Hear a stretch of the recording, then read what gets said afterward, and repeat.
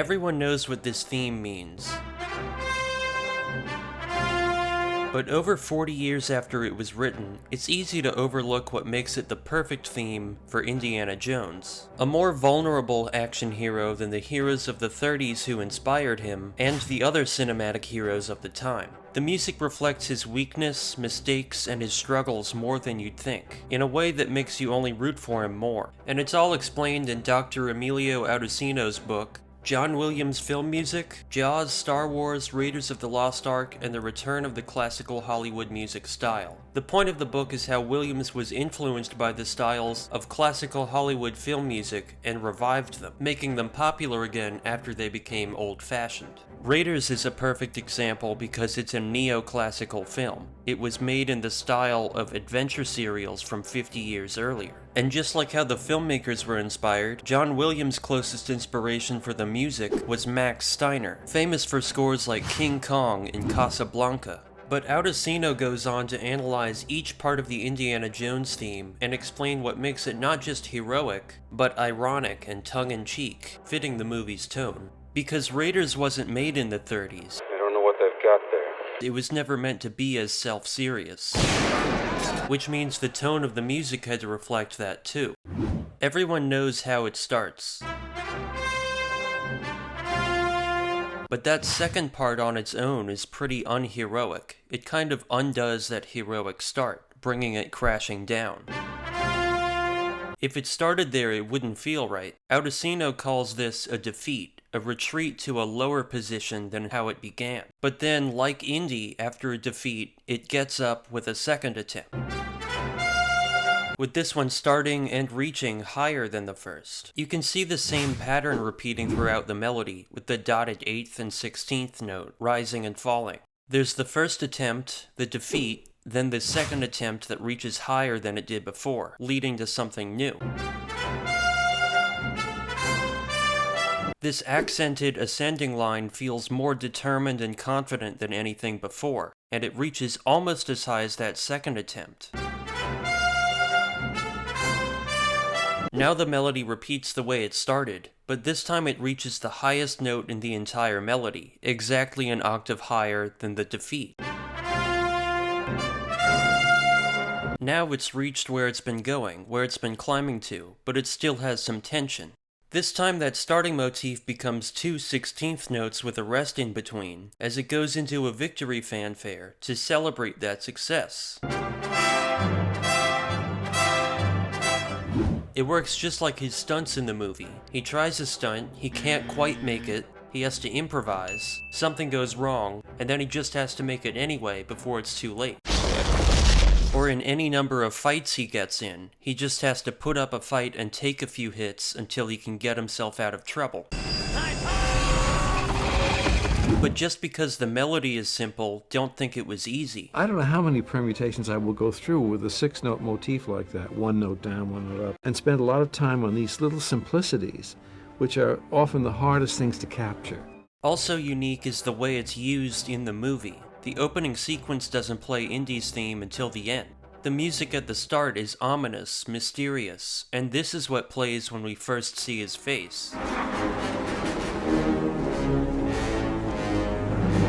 Indy's theme doesn't play until, ironically, he's running for his life from the natives, after he already lost the idol he came after. This is its first appearance. During a literal retreat. But this opening scene sets up the template for the character. He makes mistakes, he guesses wrong, he's proven wrong. Dad, we're well out of range. And he barely gets away. And when he does, he's still not at ease. There's a big snake in the plane, Doc! But what's playing under this getaway is not the same melody. I've explained before how a single theme can have both an A and a B section. The Indiana Jones theme is a perfect example, as explained by Steven Spielberg. John, he'd actually written 2 Raiders themes. He had written, play that for me, which I freaked out over. I loved it so much. Then he said, and here's another possible Raiders score.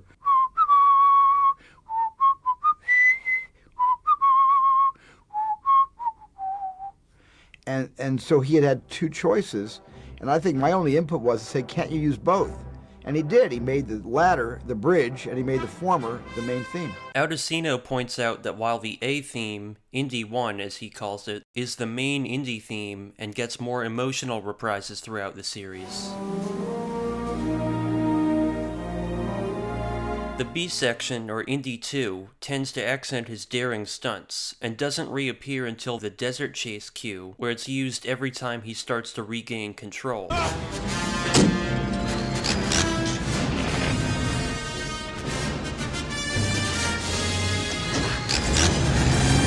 But even this B section isn't overly heroic. Like Indy 1, notice its ironic introduction. Come on, show a little backbone, will ya?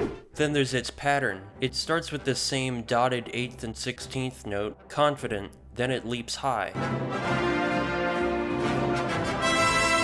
But on the repeat, it dips lower, another retreat.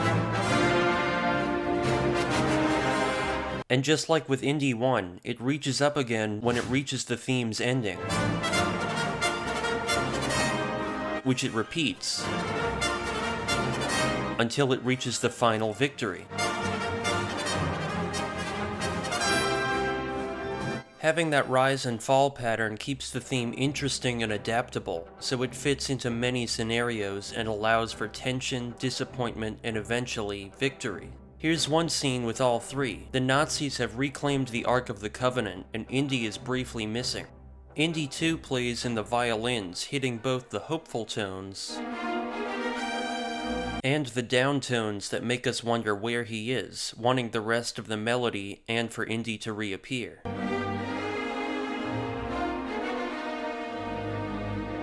Then when he does, it reveals another technique Williams uses. Audissino calls this gradual disclosure of the main theme. Instead of presenting the entire melody in one piece at the start, Williams likes his scores to build and develop with the story. Only the first half of Indy 1 plays for the vast majority of the movie.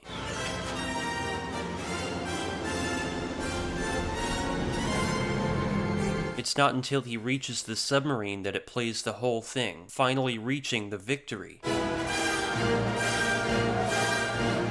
This is the only time during the movie that Indy 1's victory fanfare plays, which makes it feel earned and special. The rest of the time, Williams doesn't spoil the pursuit of the Ark with premature victories. He lets the tension and lack of resolution build. Indy's theme isn't the only one that's more than meets the eye, so subscribe to see why Marion's theme really is and isn't a love theme.